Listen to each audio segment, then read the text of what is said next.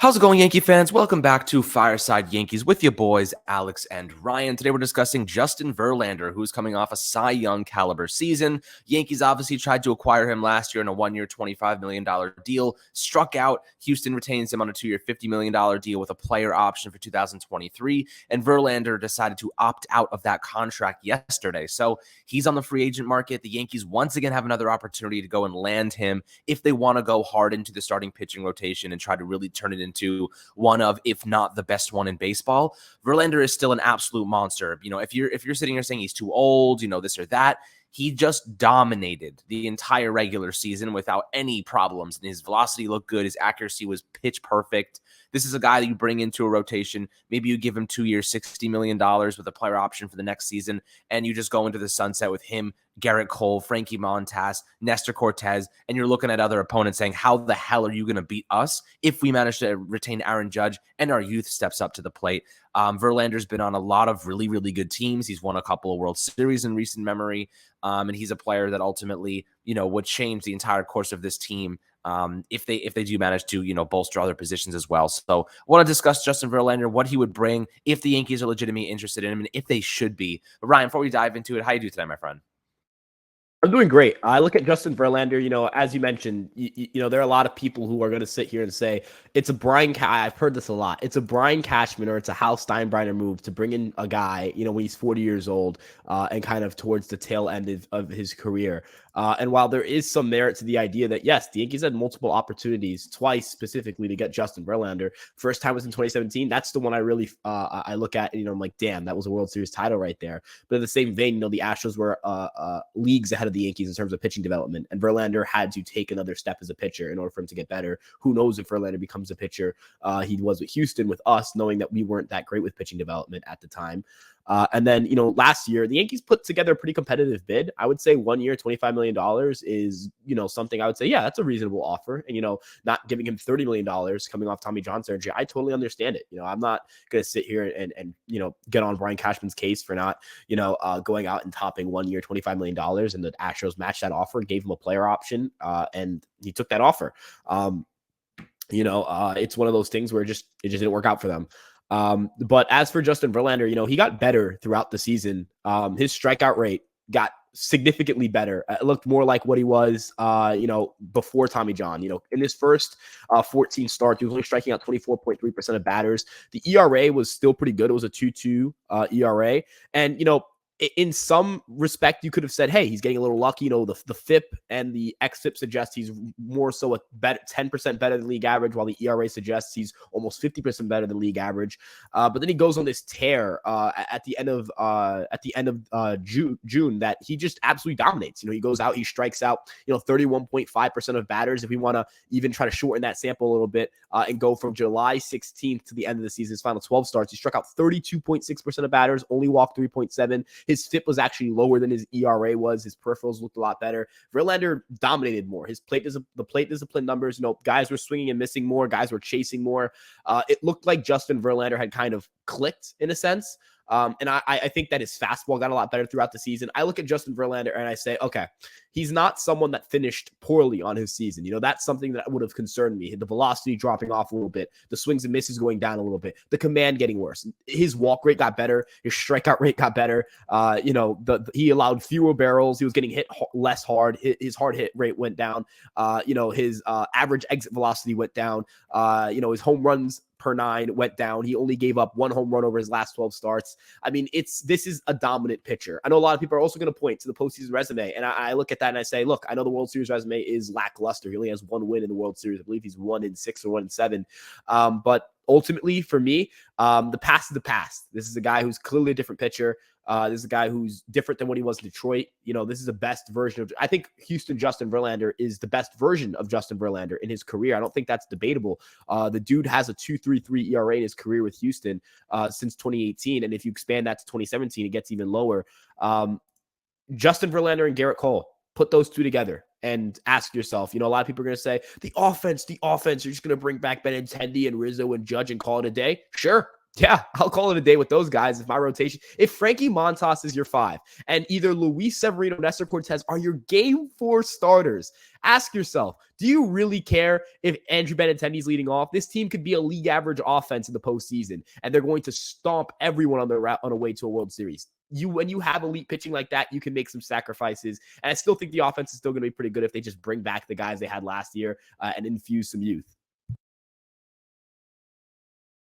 Well, yeah, we talked heavily about the youth yesterday regarding Oswald Peraza and Oswaldo Cabrera and, Anthony Volpe getting a chance at some point next season. And all of these different variables, these younger players play a big role in how the Yankees spend this offseason, right? If they're able to offload Josh Donaldson's contract, if they're able to offload Aaron Hicks's contract, even IKF wrote this morning, the Yankees could theoretically save $38 million by, offloading Donaldson, offloading Hicks, and non-tendering Isaiah Connor-Falefo. They'd save about $6.5 million. I think that's his projected 2023 arbitration number. So, you could go in that direction. I think that IKF may have the value at $6.5 million, but, we'll see what they do there. He could either play third base if they do get rid of Donaldson, or DJ LeMahieu plays there. He just serves as an infield utility guy.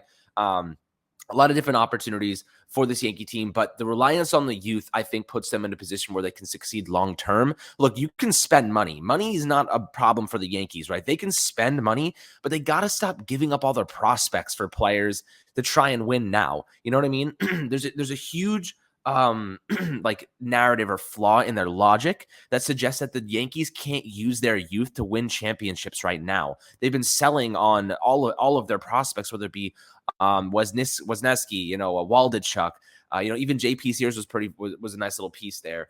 I mean, they're selling on some of these guys when, in fact, they should be utilizing them. You saw Jeremy Pena for the Astros just win MVP of the World Series, for goodness sake. He's a rookie at shortstop. It's time for the Yankees to say, you know what? We can cut our costs significantly if we use Oswaldo Cabrera, if we use Oswald Peraza, if Volpe gets pulled up and you utilize him correctly.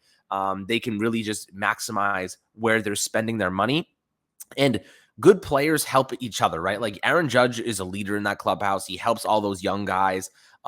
He's a really good guy to have in that locker room to just kind of help teach the others. And I think that that's an asset and an invaluable one at that. Which is why just another reason why you have to retain the guy. But end of the day, if the Yankees don't overspend at shortstop, if they don't overspend at third base, if they don't overspend at second base, and they can afford to retain Anthony Rizzo, they're paying next to nothing for the catcher position at Jose Trevino. I know you talked about an article yesterday trading for Sean Murphy. We'll have to discuss that in another video. But you look at the outfield, Harrison Bader's still in arbitration. He's not making much. Cabrera could play in the outfield. You have a lot of young assets here, and that's where the money comes from. And the Yankees can easily, they're still paying Stanton, they're still playing Cole. They theoretically could pay Verlander and Judge, and those guys are taking up the majority of their salary space. But at some point, they got to commit to their youth, and that's the primary thing here, Ryan. But let's say that they went out and got Verlander. What kind of contract would you be looking at as something that might be realistic, and where do you think he would slot in the rotation? All right, so the number that Fangraphs has released kind of like crowdsource, kind of like where they think certain players are going to get salary wise based on their WAR value and their projected WAR, and they have Verlander at a pretty steep price, 2 years, $70 million, that's $35 million a year. That's a steep price, but I look at it and I say, Justin Verlander is someone who Steamer at least projects to still remain a top 10 pitcher in all of baseball. They actually project him to be just a bit behind Cole and wins up a replacement. They have him right around the 8th spot for starting pitchers in terms of Fangraphs WAR. That means that you're going to have 2 top 10 pitchers if you have Garrett Cole and Justin Verlander in the same rotation. And both of those guys are perennial Cy Young candidates and are going to give you 30 starts in a season and then pitch like a bulldog ace in the postseason. I view Garrett Cole as the more talented pitcher. I still think Garrett Cole on any given day, is going to go out and give me a better performance on a year-to-year basis. I'm also going to adjust for Verlander being a little bit older. I don't think he's going to put up that save 1.75 ERA. I think that's ridiculous to ask of him. I view Verlander as a high 2, low 3 ERA pitcher. And a lot of people are going to bark at that and say, well, that's that. I mean, why are you paying it at $35 million a year? Well, it's because there's the upside of, that slow 2, that potentially high 1 ERA, because Verlander does something very well, and it's control launch angles. He gets a lot of weak contact in the air. He's able to avoid barrels a lot more than he did in the past. So I look at Verlander and I say, I don't have to say he's a 2. I can just say he's my second ace. He's just that good, right? I can sit here and try to, go into semantics about Cole and Verlander, but these are 2 of the best pitchers in the American League, arguably the 2 best pitchers in the American League. And if I can have them on the same rotation, and then I back that up with Nestor Cortez and Luis Severino and Frankie Montas, I'm sorry, but that's unstoppable, right? In an ALDS environment, assuming they go back to the normal format where you could go with just 3 starters, imagine having to say, okay, 2 of Luis Severino, Nestor Cortez, and Frankie Montas are going to my bullpen, and then the ALCS, one of those 3 guys are going to my bullpen. It's ridiculous to think about.